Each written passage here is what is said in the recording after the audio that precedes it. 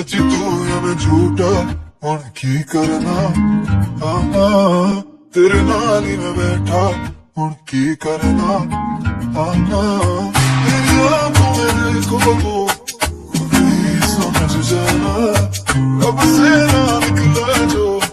तू भी समझना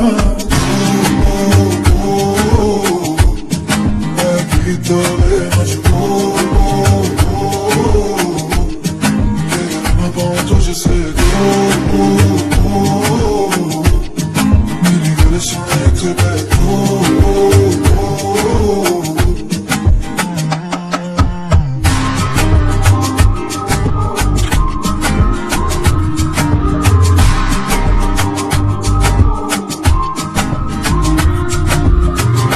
आपका ही कहना बनता कह दो ना मैं शर्मा के कह दूंगी मैंने भी दिल दिया आँखों का मसला अच्छा था तब ले जो अपना बना के मुझे मेरी जान तू मेरी राज़दार है मैं तेरी ठंडी छाँव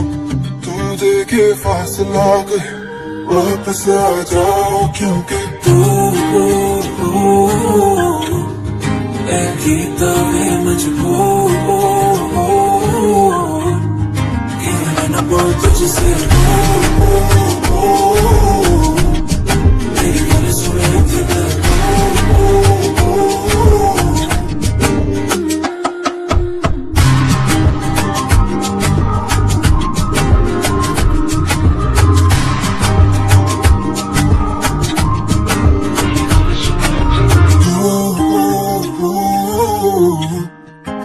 की तवे मजबूर मेरी गल सुने थे